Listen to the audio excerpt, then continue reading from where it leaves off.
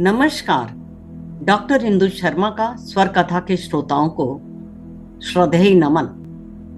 मित्रों, पिछले बृहस्पतिवार को अथर्ववेद के विषय में कुछ और जानकारी साझा की थी और आज हम उसी चर्चा को आगे बढ़ाएंगे। इससे पहले कि आज की चर्चा आरंभ करें, आप सभी से निवेदन है कि भारतीय सभ्यता से संबंधित जानकारी प्राप्त करने के लिए स्वर कथा चैनल देखते रहिए और हमारा उत्साह बढ़ाते रहिए। अथर्ववेद में चित्रित समाज मानव समाज के उदय काल से संबंध रखता है, जिसमें तत्कालीन मानवीय भावनाओं व विश्वासों का पूर्ण रूप से चित्रण किया गया है। और इस वेद की विषय वस्तु में कुछ महत्वपूर्ण सूत्र इस प्रकार हैं। वैशजयानी सूक्त, ये सूक्त विभिन्न प्रकार के रोगों की चिकित्सा से संबंध रखते हैं। ये रोग को देवता मानकर या रोग के कारण असुरों को लक्ष्य करके कहे गए हैं। रोगों के लक्षण तथा उनसे उत्पन्न शारीरिक विकारों का वर्णन है। अथर्ववेद में रोगों की संख्या 99 बताई गई है। ज्वर, कुष्ठ, मूर्छा, कफ, श्वास, नेत्र योग, गंजापन, शक्तिहास, वर्णों के उपचारार्थ, सर्पदंश तथा अन्य विषैले कीड़ों के काटने से उत्पन्न विष को दूर करने वाले तथा उन्माद जैसे रोगों की चिकित्सा के मंत्र भी इस वेद में मिलते हैं। आयुष सूक्त मंत्र, स्वास्थ्य और दीर्घ जीवन संबंधी प्रार्थनाओं को अथर्ववेद में आयुष सूक्त कहा जाता है। इनका प्रयोग पारिवारिक उत्सवों के अवसर पर होता था, जैसे मुंडन संस्कार, उपनयन संस्कार आदि अवसरों पर। इनमें 100 वर्ष पर्यंत जीने के लिए तथा अनेक प्रकार के रोगों से मुक्ति पाने के लिए बार बार प्रार्थनाएं की गई हैं। पौष्टिकानी, इन सूक्तों में श्रमिक, कृषक, व्यापारी, चरवाहा और यहाँ तक कि जुए के खेल में विजय प्राप्त करने के लिए भी प्रार्थना की गई है।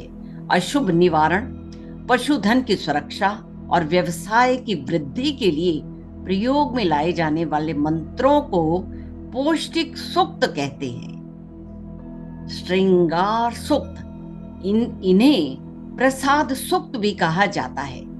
इनमें भय से सुरक्षा, बुराई से बचने के लिए, आशीर्वाद एवं प्रसन्नता प्राप्त करने के लिए अनेकों प्रार्थनाएं हैं। 5वें नंबर पर प्रायश्चित सूक्त को लिया गया है। इस सूक्त में प्रायश्चित का विधान है तथा विभिन्न अपराधों के निवारक मंत्र हैं। इनमें केवल पाप के लिए नहीं, अपितु यज्ञ और उत्सवों में भी गलती हो जाने पर प्रायश्चित का विधान है।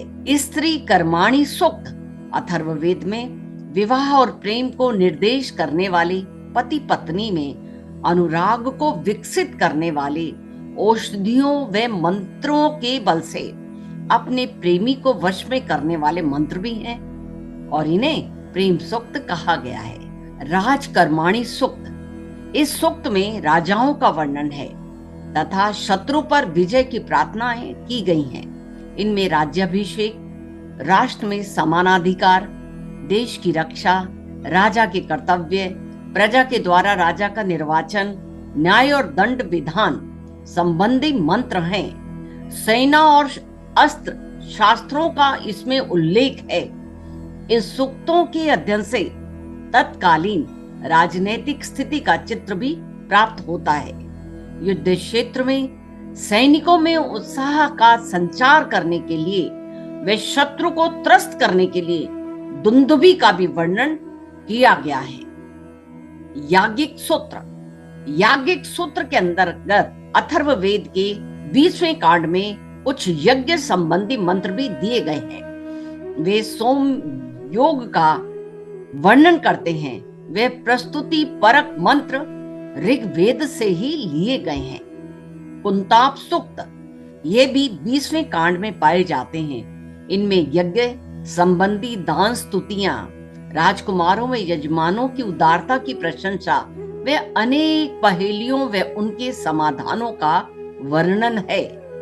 दार्शनिक सूत्र, दार्शनिक सूत्र के अंतर्गत ऐसे अनेक सूक्तों में ब्रह्म, विराट ब्रह्म, माया, ईश्वर, सूत्रात्मा, एकेश्वरीयवाद, जीवात्मा, प्रकृति, पुनर्जन्म, स्वर्ग, नर्क आदि का वर्णन है। और भूमि सूक्त में पृथ्वी की उत्पत्ति जलों से बताई गई है। विविध अथर्ववेद में राष्ट्र की भावना पर इसमें बल दिया गया है। भिन्न भिन्न भाषा, भाषी व धर्मावलंबी होने पर भी लोगों में परस्पर वैमनस्य व द्वेष नहीं था। अथर्ववेद का गोपद ब्राह्मण, प्रश्नोपनिषद, मुंडकोपनिषद व मांडुक्योपनिषद, वेतान नामक श्रोत्र सूत्र तथा कौशिक नामक गृह्य सूत्र प्राप्त होते हैं। तो हम ये कह सकते हैं कि इस प्रकार अथर्ववेद में भारतीय सभ्यता व संस्कृति की हमें स्पष्ट झलक दिखाई देती है। सामाजिक व राजनीतिक अवस्थाओं का जितना सुंदर चित्र यहाँ है उतना कहीं भी प्राप्त नहीं होता। अथर्ववेद उस समय प्रचलित रीति रिवाजों, प्रथाओं, मान्यताओं, अंधविश्वासों, रूढ़ियों, जादू टोने, वशीकरण सभी का विस्तृत और विशद वर्णन करता है। यह समाज के सभी वर्गों के लिए अत्यंत उपयोगी है। औषधि शास्त्र व आयुर्वेद की दृष्टि से तो अथर्ववेद का महत्व वर्णनीय है, जिसका वर्णन नहीं कर सकते। शांति एवं वृद्धि के साथ साथ शाप व प्रायश्चित के सक्षम मंत्र भी इस अथर्ववेद में पाए जाते हैं। यह जनसाधारण का वेद है। शिक्षित अशिक्षित सभी इससे व्यक्ति लाभान्वित हो सकते हैं। देवता संबंधी विचार भी अथर्ववेद में ऋग्वेद की अपेक्षा उच्चतर है। वर्तमान युग में भारत ही नहीं अपितु समस्त विश्व में अथर्ववेद में वर्णित क्रियाओं के समानांतर प्रयोग अफ्रीका के आदिवासियों तथा रेड इंडियंस में, मैक्सिको के आदिवासियों, यहाँ तक कि अनेक देशों में सभ्य व शिक्षित समाज में भी अथर्ववेद प्रचलित है। वस्तुतः अथर्ववेद के मंत्र और क्रियाएं जादू टोने और मंत्र और तंत्र से संबंधित रखती है। अतः अथर्ववेद ऋग्वेद की अपेक्षा अधिक प्रचलित है। अथर्ववेद को विविध ज्ञान का वेद भी माना जाता है। इसमें अनेक मंत्र समाहित हैं, जिन्हें उनकी विषय वस्तु के अनुसार मोटे तौर पर 3 वर्गों में हम बांट सकते हैं। रोगों के निवारण और प्रतिकूल शक्तियों के नाश से संबंधित। दूसरा, शांति, सुरक्षा, स्वास्थ्य, धन, मित्रता और लंबी उम्र की स्थापना से संबंधित मंत्र। तीसरा, सर्वोच्च वास्तविकता, समय, मृत्यु और अमरता की प्रकृति से संबंधित मंत्र।